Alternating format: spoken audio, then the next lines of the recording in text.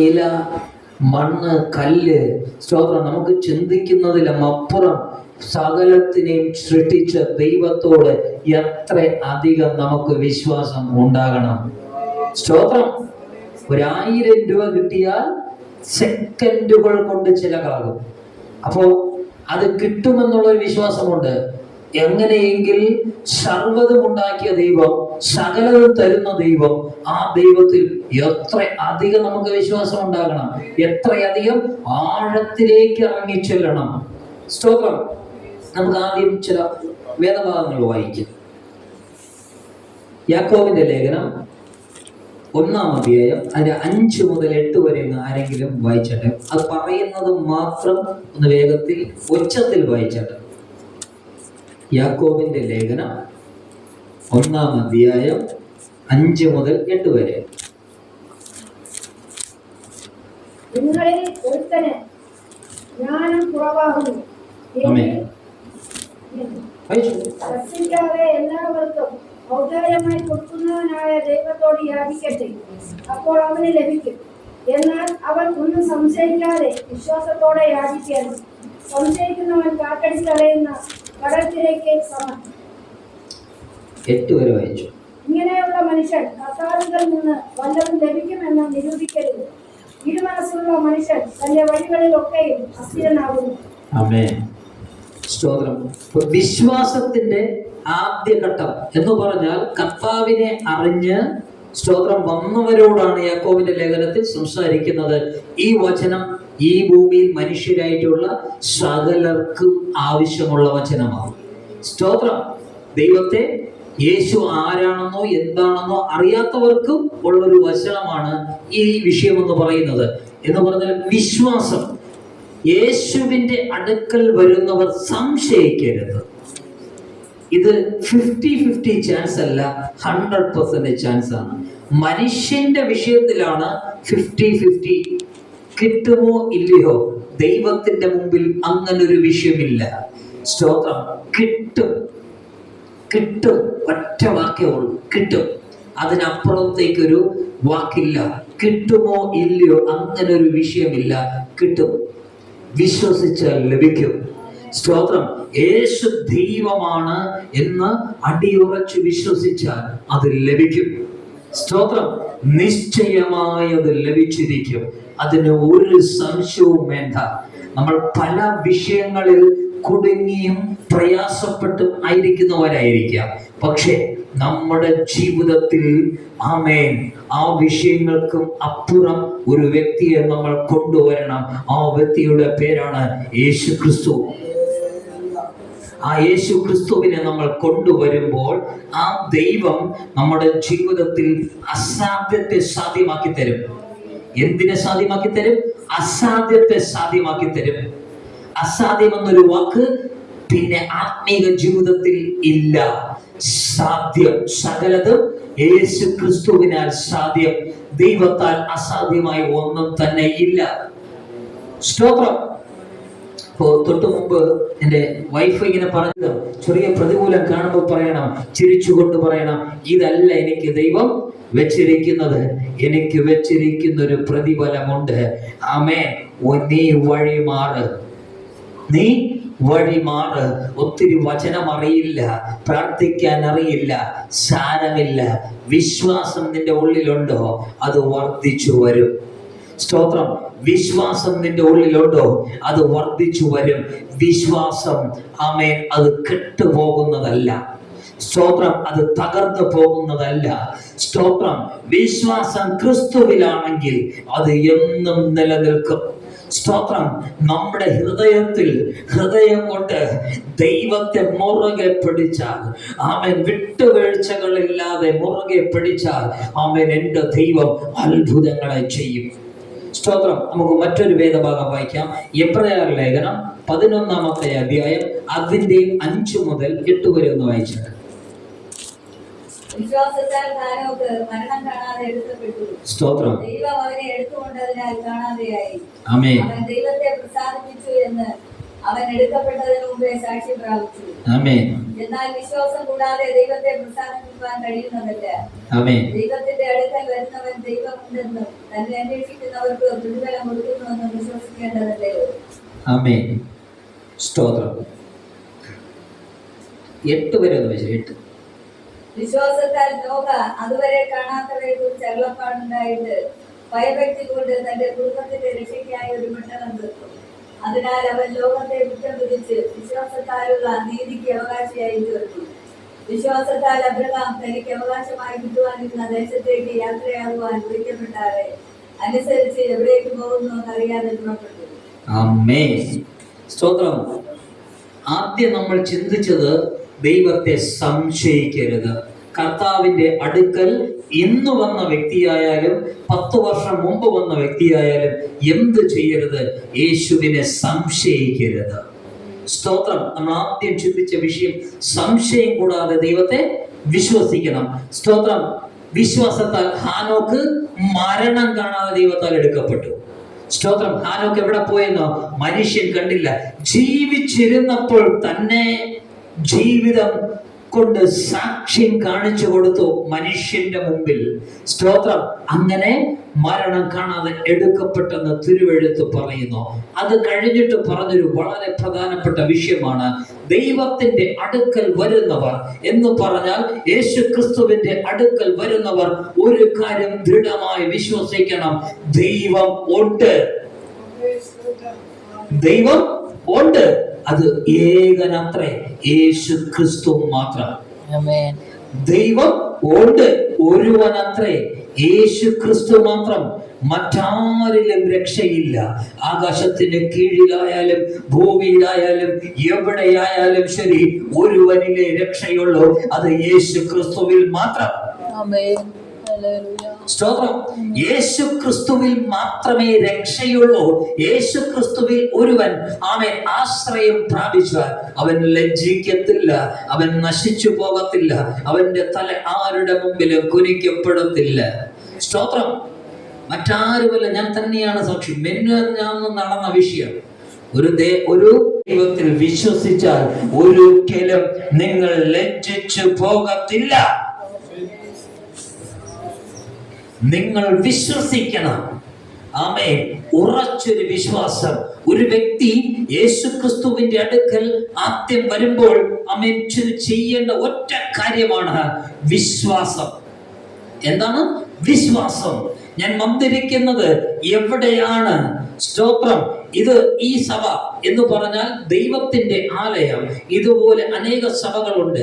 ആമേൻ. ദൈവത്തിന്റെ ആലയം ആമേൻ ലോകത്തിൽ നിന്ന് ചെറിയ വ്യത്യാസമല്ല, വളരെ വലിയ വ്യത്യാസമാണ്. ആകാശവും ഭൂമിയും പോലെ വ്യത്യാസമാണ് ദൈവത്തിന്റെ സഭയും ഈ ലോകത്തിൽ കാണുന്ന മറ്റ് ആലയങ്ങള്. സ്തോത്രം. മനസ്സിലായല്ലോ? ആമേൻ. ലോകത്തിൽ കാണുന്ന ആലയങ്ങളെക്കാൾ ആമേൻ രാത്രി പകലും എന്ന പോലെ വ്യത്യാസം ദൈവത്തിന്റെ ആലയത്തിനുണ്ട് എന്ന് പറഞ്ഞാൽ, സ്തോത്രം, നെഗറ്റീവ് പോസിറ്റീവ്. ഇവിടെ നെഗറ്റീവ് ഇല്ല, ഇവിടെ പോസിറ്റീവ് മാത്രമേ ഉള്ളൂ. സ്തോത്രം. ഇവിടെ നെഗറ്റീവ് ഇല്ല, പോസിറ്റീവ് മാത്രമേ ഉള്ളൂ. ഇവിടെ നടക്കുമോ ഇല്ലയോ എന്നൊരു വിഷയമില്ല, ഇവിടെ നടക്കുന്നത് മാത്രമേ ഉള്ളൂ. വിശ്വസിക്കുന്നവരുടെ മേൽ വ്യാപരിക്കുന്ന ദൈവത്തിന്റെ അത്യുന്നത ശക്തി ഇന്ന് ഇവിടെ വ്യാപരിക്കുന്നുണ്ട്. ഞാനത് ആത്മാവിൽ തിരിച്ചറിയുന്നു.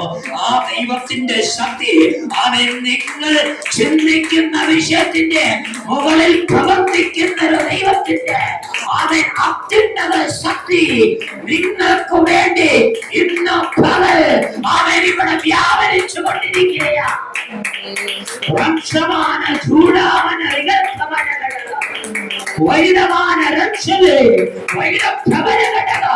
അവൻ ഒരുവൻ ഉറച്ചു വിശ്വസിക്കുവാൻ റെഡിയാണോ? ഞാൻ ഇതിന്റെ മേൽ ജയം കണ്ടിരിക്കും. വിശ്വസിക്കുന്നുണ്ടോ? ആമേൻ. അങ്ങനെയെങ്കിൽ ഇന്ന് പകൽ നീ ചിന്തിക്കുന്ന വിഷയത്തിന്റെ മേൽ അത് സംഭവിച്ചിരിക്കും. അത് സംഭവിച്ചിരിക്കും. അത് സംഭവിച്ചിരിക്കും. അത് സംഭവിച്ചിരിക്കും. നീ വിശ്വസിക്കുന്നുണ്ടോ? നിനക്ക് വേണ്ടി യേശു പ്രവർത്തിക്കുകയാ. ആമേൻ. ഇന്ന് പകൽ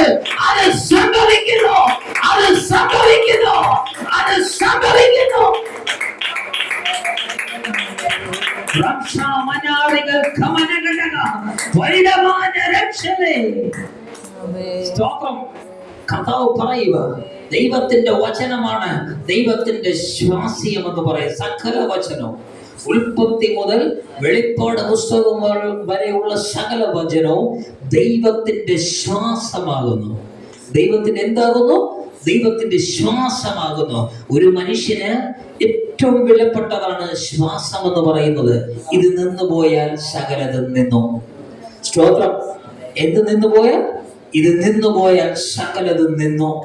ഇവിടെ ഇരിക്കുന്ന ഞാൻ ഉൾപ്പെടെയുള്ള സകല മനുഷ്യനും ഏറ്റവും പ്രധാനമെന്ന് പറയുന്നത് ഒരു ഭൗതികമായ വിഷയത്തിൽ നോക്കുമ്പോൾ അത് ശ്വാസമാണ്.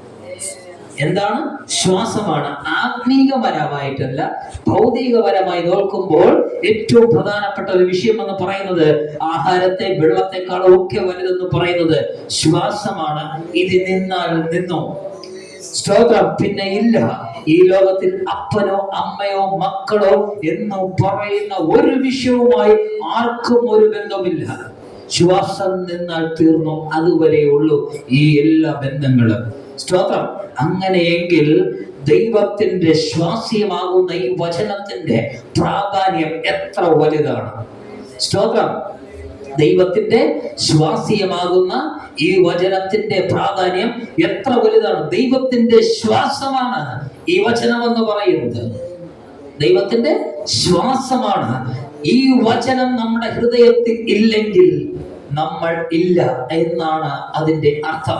നമ്മുടെ ഹൃദയത്തിൽ വചനം ഇല്ലെങ്കിൽ നമ്മൾ ഇല്ല. നമ്മളെ നിലനിർത്തിയിരിക്കുന്നത് ദൈവത്തിന്റെ വചനമാണ്. ദൈവത്തിന്റെ വചനമാണ് ദൈവത്തിന്റെ ശക്തി.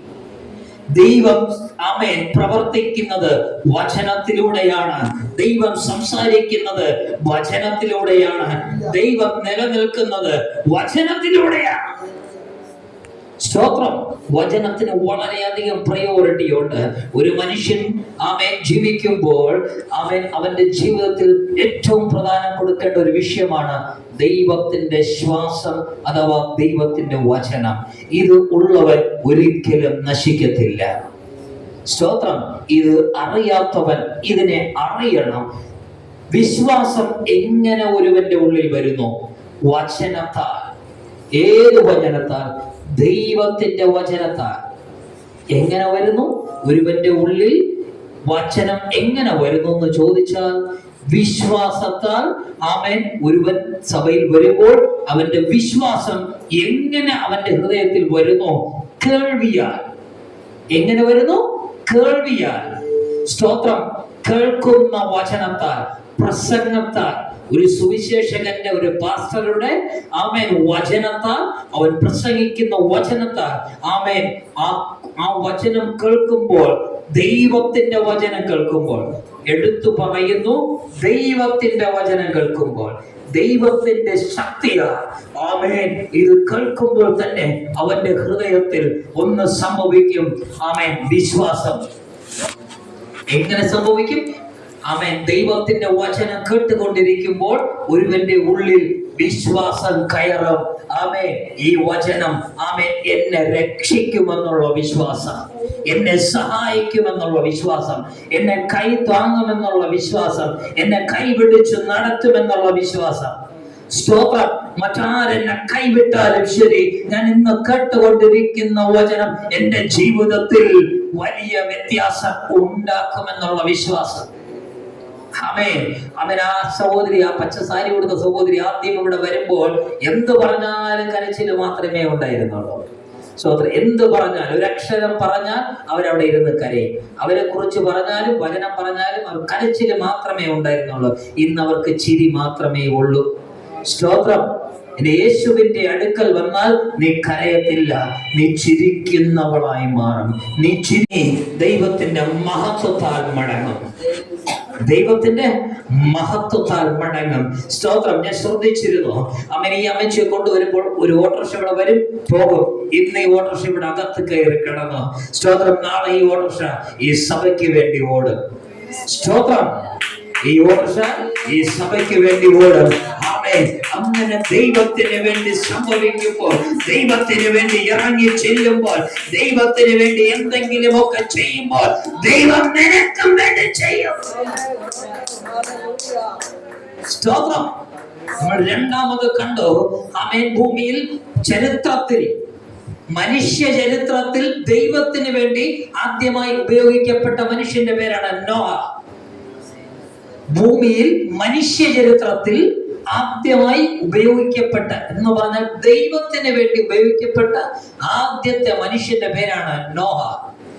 നോഹയെ കുറിച്ച് പറയുക, ദൈവത്തെ ഭയത്തോടും ഭക്തിയോടും ദൈവത്തെ അനുസരിച്ചു. എന്തിനു വേണ്ടി? ദൈവം പറഞ്ഞതുപോലെ നീളം, ദൈവം പറഞ്ഞതുപോലെ വീതി, ദൈവം പറഞ്ഞതുപോലെ ഉയരം, ദൈവം പറഞ്ഞതുപോലെ ചെയ്തു. അങ്ങനെ തന്നെ അനുസരിച്ചു എന്ന് സ്തോത്രം നോഹയെ കുറിച്ച് നമ്മൾ കേൾക്കുന്നു. ദൈവം പറഞ്ഞത് അങ്ങനെ തന്നെ അനുസരിച്ചു എന്ന് നോഹയെ കുറിച്ച് കേൾക്കുന്നു. നോഹയെ ദൈവം ഉപയോഗിച്ച ഉപയോഗം അറിയാമോ? ഒരു മനുഷ്യന് ചിന്തിക്കുന്നതിലും അപ്പുറം ചരിത്രത്തെ ദൈവം മാറ്റി എഴുതുന്നത് ആദ്യമായി നോഹയിലൂടെയാണ്. സ്തോത്രം. എന്ന് പറഞ്ഞാൽ പാപം നിറഞ്ഞ ജനത്തിൻ നടുവിൽ നോഹയെ ദൈവം എടുത്തു. നോഹയുടെ കുടുംബത്തെ ആരെയൊക്കെ എന്ന് നോഹയെ കൊണ്ട് തീരുമാനിപ്പിച്ചു. നോഹയോടാ പറഞ്ഞ, മറ്റാരോടല്ല, നോഹയോട് പറഞ്ഞു, നീ എടുത്തു കേട്ട്. സ്തോത്രം. നോഹ അതിൽ പ്രകാരം നോഹ അത് ചെയ്തു. നോഹ എടുത്തതൊഴികെ മറ്റെല്ലാം നശിച്ചുപോയി. നോഹ എടുത്തതൊഴികെ മറ്റെല്ലാം നശിച്ചുപോയി. ഒന്ന് നോക്കിക്കോണം, ഈ ഭൂമിയിൽ ആമേൻ ചരിത്രം പഠിക്കുമ്പോൾ എന്ന് പറഞ്ഞാൽ വചനം പഠിക്കുമ്പോൾ നോഹ എടുത്തതല്ലാതെ മറ്റൊന്നും അവശേഷിച്ചില്ല. ആമേൻ എന്ന് പറഞ്ഞാൽ ദൈവം കണ്ടവൻ നോഹ, ദൈവം വിളിച്ചവൻ നോഹ, ദൈവത്തിന് വേണ്ടി നിന്നവൻ നോഹ. ഒരുവൻ ദൈവത്തിന് വേണ്ടി നിൽക്കുവാൻ തയ്യാറായാൽ, സ്തോത്രം, ഒരുവൻ ദൈവത്തിന് വേണ്ടി നിൽക്കുവാൻ തയ്യാറായാൽ, ആമേൻ, അവൻ നാശത്തിലേക്കല്ല പോകുന്നത്, അവൻ അനുഗ്രഹത്തിലേക്ക് പോകും. സ്തോത്രം. നിന്റെ ചുറ്റുമുള്ളത് നശിക്കുന്നത് നീ നോക്കരുത്. സ്തോത്രം. നീ ചുറ്റുമുള്ളത് നശിക്കുന്നത് നീ നോക്കരുത്. പക്ഷെ ചുറ്റുമുള്ളത് നശിച്ചാൽ നീ നശിക്കത്തില്ല, നീ നശിക്കത്തില്ല. ദൈവത്തെ അറിഞ്ഞിറങ്ങിയവൻ നാശത്തിലേക്കല്ല അനുഗ്രഹത്തിലേക്ക് പോകും. ദൈവത്തിന് വേണ്ടി ഇറങ്ങിയവൻ നാശത്തിലേക്ക് പോകത്തില്ല, അനുഗ്രഹത്തിലേക്ക് പോകും. സ്തോത്രം. എങ്ങനെയുള്ള ഒരു മനുഷ്യനായാലും ശരി, ദൈവത്തെ അറിയാത്തൊരു മനുഷ്യൻ തെറ്റു ചെയ്താൽ, എന്ന് തിരുത്തിയാൽ ദൈവം അവനോട് ക്ഷമിക്കും. അവൻ ചെയ്ത പാപത്തെ ദൈവം കണക്കിടത്തില്ല. കാൽവരി ക്രൂശിൽ ദൈവം സകലതും നിവർത്തിയാക്കി. നീ ഇനി യേശുവിന്റെ പണി ചെയ്യണ്ട, യേശുവിന്റെ പണി യേശു ചെയ്തോളും. നീ നിന്റെ പാപത്തെ യേശുവിന്റെ കരങ്ങളിൽ ഏൽപ്പിച്ചിട്ട് കർത്താവിനാൽ നീ രക്ഷ പ്രാപിക്കുക. നീ കർത്താവിനാൽ രക്ഷ പ്രാപിക്കുക. നീ കർത്താവിനാൽ രക്ഷ പ്രാപിക്കുമ്പോൾ ആമേൻ, ആദ്യം നിന്റെ ഹൃദയത്തിൽ വരുന്ന ഒന്നാണ് സന്തോഷം, രണ്ടാമത് വരുന്നതാണ് സമാധാനം. സ്തോത്രം.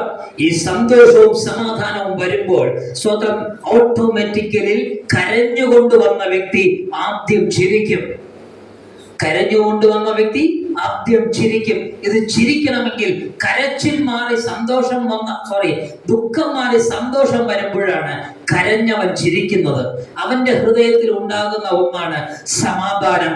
ഈ ലോകത്തിൽ കണ്ടതല്ല, ക്രിസ്തുവിന്റെ സമാധാനം ഒരിക്കലും കെട്ടുപോകുന്നതല്ല. ക്രിസ്തുവിന്റെ സമാധാനം ഒരിക്കലും കെട്ടുപോകുന്നതല്ല, ഒരിക്കലും നിന്നു പോകുന്നതല്ല. അത് എന്നേക്കുമായി സ്ഥിരതയുള്ളതാകുന്നു. അതുകൊണ്ടാണ് തിരുവഴുത്തിന്റെ ആദ്യം നമ്മൾ ചിന്തിച്ചത്, ആമേൻ, തന്റെ വഴികളിലെല്ലാം അസ്ഥിരനാകുന്നു ആര്? സംശയിക്കുന്നവൻ മാത്രം. സംശയിക്കാത്തവർ അസ്ഥിരരല്ല, സ്ഥിരതയുള്ളവനാകും. സംശയിക്കാത്തവൻ, വിശ്വസിക്കുന്നവൻ അസ്ഥിരനല്ല, സ്ഥിരതയുള്ളവരായിരിക്കും. എന്നും സ്ഥിരതയുള്ളവൻ. ആരെ സംശയിക്കാത്തവൻ? ദൈവത്തെ സംശയിക്കാത്തവൻ. ദൈവം ഉണ്ട് എന്ന് വിശ്വസിക്കുകയും ദൈവത്തെ അനുസരിക്കുകയും ചെയ്ത ഭൂമിയിലെ ആദ്യത്തെ മനുഷ്യൻ, സ്തോത്രം, ഭൂമിയിലെ ആദ്യത്തെ മനുഷ്യൻ നോഹ. സ്തോത്രം. ഇത് കഴിഞ്ഞിട്ട് വിശ്വാസികളുടെ പിതാവെന്ന് ചരിത്രം മാറ്റി എഴുതിയ അടുത്ത മനുഷ്യനെ കുറിച്ചാണ് സ്തോത്രം നമ്മൾ അവിടെ വായിച്ചത്. ആരെക്കുറിച്ച്? അബ്രഹാം. അബ്രഹാം വാഗ്ദത്ത ദേശം കിട്ടുന്നതിന് വേണ്ടി എങ്ങോട്ട് എന്നറിയാതെ വിശ്വാസത്താൽ ദൈവത്തെ അനുസരിച്ചുകൊണ്ട് ഇറങ്ങി എന്ന് നമ്മൾ വായിച്ചു. എങ്ങനെ ഇറങ്ങി? ദൈവത്തെ അനുസരിച്ചുകൊണ്ട്. അപ്പം ദൈവത്തെ ദൈവത്തിന് വേണ്ടി ദൈവത്തിന്റെ അടുക്കൽ വരുന്ന ഒരു വ്യക്തിക്ക് ആദ്യം വേണ്ടത് അനുസരണം. സ്തോത്രം. നീ ഈ ലോകത്തിൽ ഒത്തിരി ദൈവങ്ങളുണ്ട്, ഒത്തിരി ദൈവങ്ങളുണ്ട്. ഞാൻ ഒരു ഹിന്ദു മതത്തിൽ നിന്ന് വന്നതായതുകൊണ്ട് സ്തോത്രം, ഇത് പബ്ലിക്കിൽ പറയാൻ പാടില്ലാത്തൊരു വിഷയമായിരുന്നു നയിക്കുന്നത്. ഹിന്ദു മതത്തിൽ നിന്ന് വന്നൊരു വ്യക്തി ആയതുകൊണ്ട് ശരി, ഞാൻ ജനിച്ചപ്പോഴേ ഇത് കണ്ടിറങ്ങിയതാ. കണ്ടിറങ്ങിയതാ. സ്തോത്രം. ചിലത് ഓറിയന്റൽ ദേവത മുറുകെ പിടിച്ചിരിക്കും. വിഷയം എന്നറിയോ? 2 വെള്ളം അടുത്തടുത്തുണ്ടാകും. സ്തോത്രം. 2 വള്ളത്തിൽ ചവിട്ടരുത്. ഈ വള്ളം നിൽക്കുന്നത് വെള്ളത്തിലാ, കരയിലല്ല. വള്ളം എപ്പോഴും നമ്മൾ രക്ഷപ്പെടാൻ വേണ്ടി അള്ളിപ്പിടിച്ച് കയറുന്നതാ. സ്തോത്രം. പക്ഷെ പിടിച്ചപ്പോ 2 ആയിപ്പോയി. ഒരെണ്ണം നീങ്ങിപ്പോയി, ദാ കിടക്കുന്ന വെള്ളത്തിനകത്ത്. ഒരെണ്ണം നീങ്ങിപ്പോയി, നേരെ പൊത്തോന്ന് പറഞ്ഞ് വെള്ളത്തിനകത്ത് പോയി മുങ്ങി. പിന്നെ പൊങ്ങിയത് ബോഡിയാ. സ്തോത്രം. പറയുമ്പോ ഞാൻ കറ തീർത്തങ്ങ് പറയും. ഇഷ്ടപ്പെട്ടാലും ശരി, ഇഷ്ടപ്പെട്ടില്ലെങ്കിലും ശരി, പറയുമ്പോ കറ തീർത്തങ്ങ് പറയും. നമ്മൾ ചെയ്യേണ്ടത് ചെയ്യണം. സ്തോത്രം. നോഹയോട് ദൈവം പറഞ്ഞതുപോലെ നോഹ ചെയ്തത്. നോഹയുടെ ഇഷ്ടത്തിനല്ല, നോഹയോട് ദൈവം എന്ത് പറഞ്ഞോ നോഹ അത് ചെയ്തു. സ്തോത്രം. നിങ്ങളൊക്കെ വളരെയധികം ലോകത്തിന്റെ മതഭക്തനായിരുന്നു ഞാൻ. 21 വരെ എന്റെ ജീവിതത്തിൽ എന്തില്ലെന്നറിയാവോ? മദ്യപാനമില്ല. രാവിലെ 6 മണിക്ക് കുടിച്ചുകൊണ്ടിരുന്ന വ്യക്തിയാണ് ഞാൻ. രാവിലെ 6 മണിക്ക് തൊട്ടിയിൽ കെട്ടി ഇറക്കിയവനല്ല ഞാൻ. ലോകത്തിൽ ഇവിടെ ഇരിക്കുന്ന ആരെക്കാളും അഭ്യാസം എല്ലാം കഴിഞ്ഞതാ. എന്റെ ലോകത്തിലെ ചരിത്രം കേട്ടാൽ നിങ്ങൾ ഇറങ്ങി ഓടും. അതുകൊണ്ട് ഞാൻ പറയുന്നില്ല. സ്തോത്രം. ഒന്ന് ഞാൻ പറയാം, എന്ന് എന്റെ യേശു എന്റെ ജീവിതത്തിൽ വന്നോ അന്ന് ഞാൻ ആള് മാറി. സ്തോത്രം. യേശുവിനെ അറിഞ്ഞിറങ്ങിയിട്ട് എന്റെ പോക്കറ്റിൽ സഭയറിയാതെ എന്റെ കയ്യിൽ ഹാൻഡ്സ് ഉണ്ടായിരുന്നു. എന്റെ വീട്ടിൽ, ഞാൻ താമസിക്കുന്ന വീട്ടില് ഹാൻഡ്സ് ഉണ്ടായിരുന്നു. പാക്കറ്റ് കണക്ക് മേടിച്ചു വെച്ചിരിക്കും. ഇത് ഞാൻ ഉപയോഗിച്ചുകൊണ്ടേയിരുന്നു. ചർച്ചിലെ പാസ്റ്റർ പറയുന്നത് ഹാൻഡ്സ് ഉപയോഗിക്കരുത്, സ്തോത്രം, സിഗരറ്റ് വലിക്കരുത്. അപ്പൊ ഞാൻ പറഞ്ഞു ഇതൊന്നും ഞാൻ ചെയ്യുന്നില്ല. കാരണം എന്ന് പറയോ, ഇവർക്ക് എന്നെ പൊക്കാൻ പറ്റത്തില്ല. കാരണം ഞാൻ വീട്ടിലാണ് ചെയ്യുന്നത്. ഞാൻ സഭയിൽ വരുമ്പോൾ ഇതെല്ലാം വീട്ടിൽ വെച്ചിട്ട് കുളിച്ച് ഫ്രഷായി നല്ല രീതിയിൽ ബ്രഷൊക്കെ ചെയ്ത് നല്ല മണമുള്ള പെർഫ്യൂമൊക്കെ അടിച്ചിട്ട് ചർച്ചയിൽ ചെല്ലുന്ന ഒരു മണവും കിട്ടത്തില്ല. പക്ഷേ കിട്ടുന്നൊരു ദൈവമുണ്ടെന്ന് ഞാൻ ഓർത്തില്ല. സ്തോത്രം. കിട്ടുന്ന ഒരു ദൈവമുണ്ടെന്ന് ഞാൻ ഓർക്കാതെ മനുഷ്യനെ പറ്റിച്ചുകൊണ്ട് ഞാൻ പോയി. പക്ഷെ ദൈവത്തെ പറ്റിക്കാൻ പറ്റത്തില്ല. സഭയിലെ ദൈവദാസൻ നല്ലൊരു പ്രവാചകനായിരുന്നു.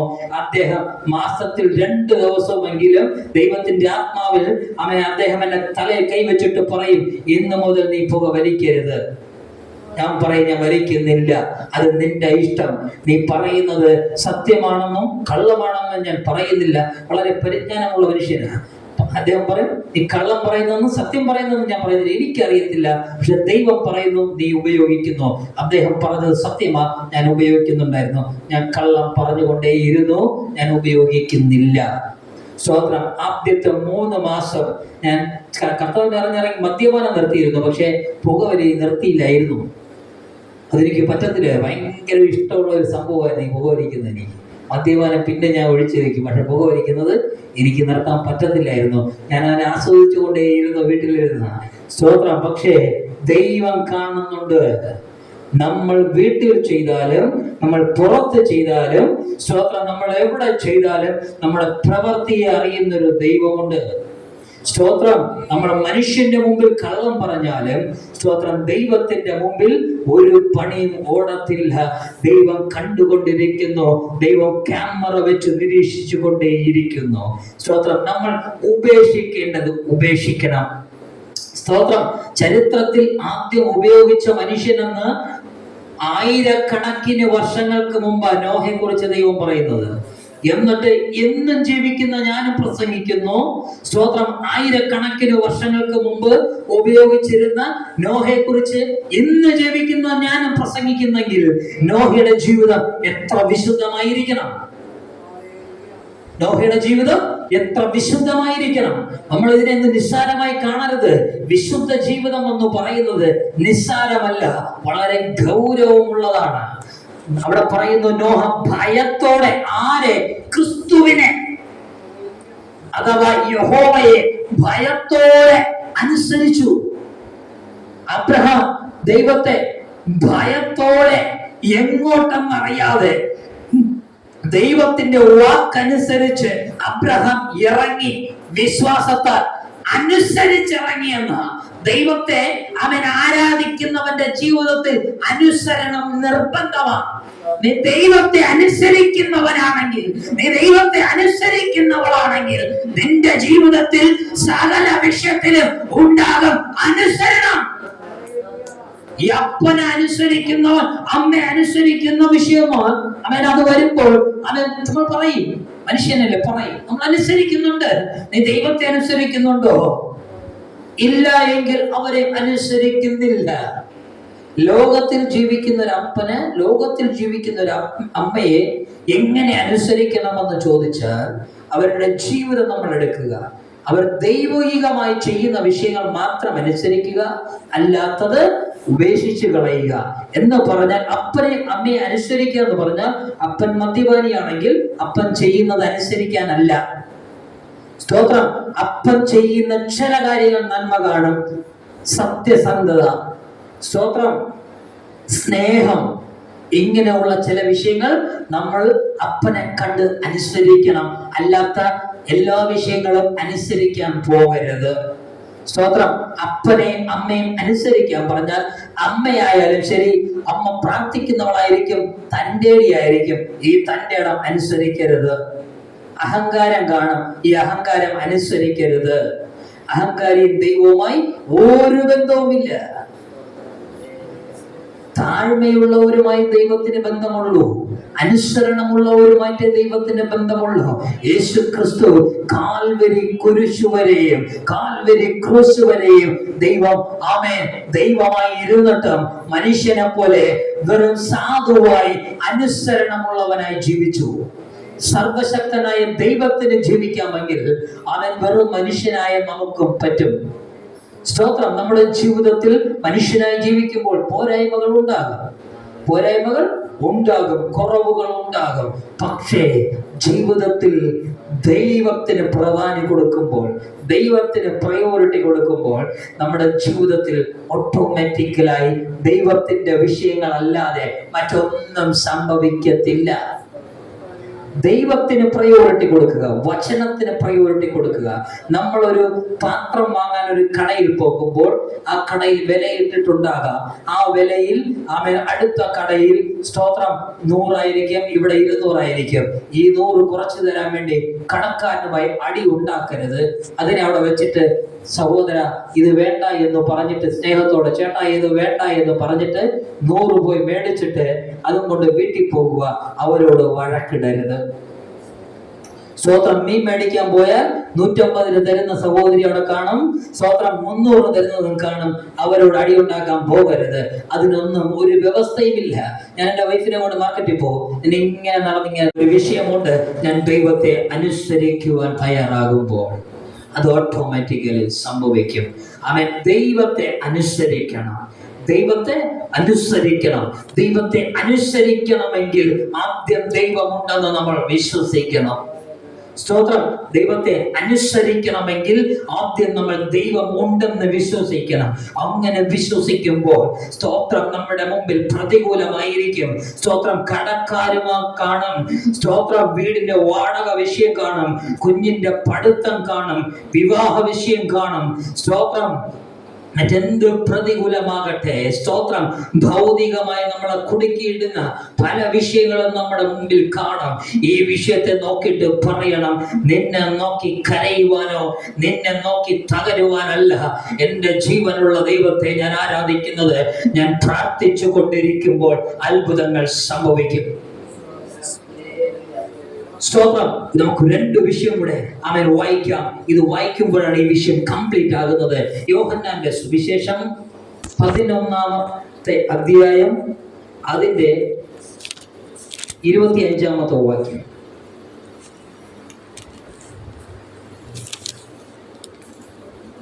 യേശു അവളോട്, ഞാൻ തന്നെ പുനരുത്ഥാനം ജീവനുമാകുന്നു. എന്നിൽ വിശ്വസിക്കുന്നവൻ മരിച്ചാലും ജീവിക്കും. സ്തോത്രം. ആ വിഷയം അങ്ങനെ നിൽക്കട്ടെ. വിശ്വസിക്കുന്നവർ മരിച്ചാലും ജീവിക്കും. ഞാൻ തന്നെ ജീവനും പുനരുത്ഥാനവുമാകുന്നു. സ്തോത്രം. ഞാൻ തന്നെ ജീവനും പുനരുത്ഥാനവുമാകുന്നു. എന്നിൽ വിശ്വസിക്കുന്നവൻ മരിച്ചാലും ജീവിക്കും. രണ്ടാമത് വായിച്ചു.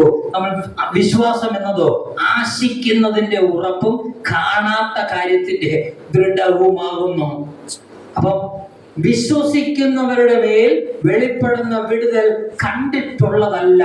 ഒരു മനുഷ്യൻ കണ്ടിട്ടുള്ളതോ ഹൃദയത്തിൽ തോന്നിയിട്ടുള്ളതോ അല്ല നമ്മുടെ ജീവിതത്തിൽ വെളിപ്പെടുന്നത്.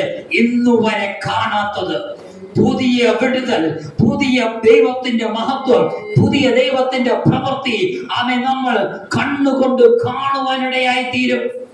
സ്തോത്രം. യേശുവിൽ വിശ്വസിക്കുന്നവൻ മരിച്ചാലും ജീവിക്കും. ഈ മരണമെന്ന് പറയുന്നത് അവൻ ശ്വാസം നിൽക്കുന്ന വിഷയം മാത്രമല്ല. നമ്മുടെ ജീവിതത്തിൽ അവൻ ഒരു പ്രതികൂലമുണ്ട്.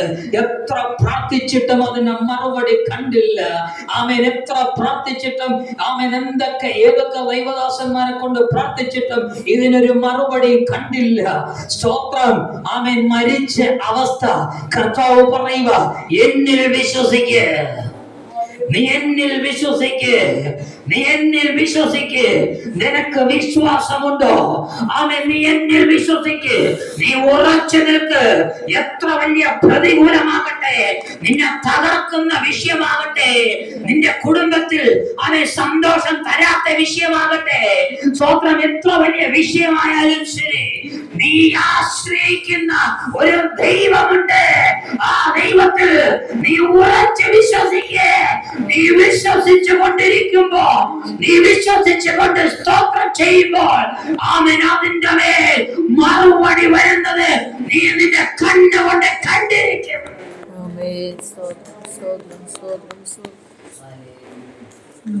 ആമേൻ.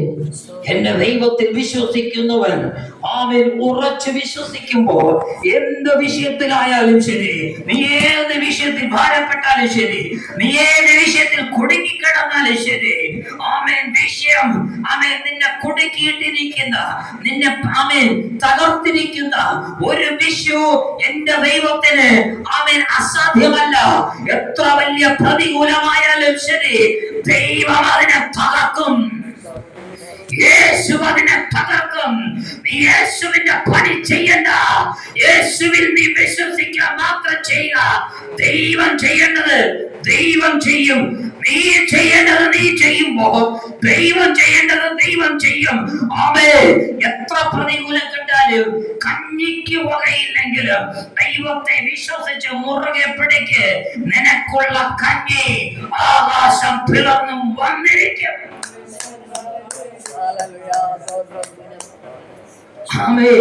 ഇസ്രായേൽ ജനം മരുഭൂമിയിൽ വലഞ്ഞപ്പോൾ മന്ന ഇറക്കി കൊടുത്തു ദൈവം.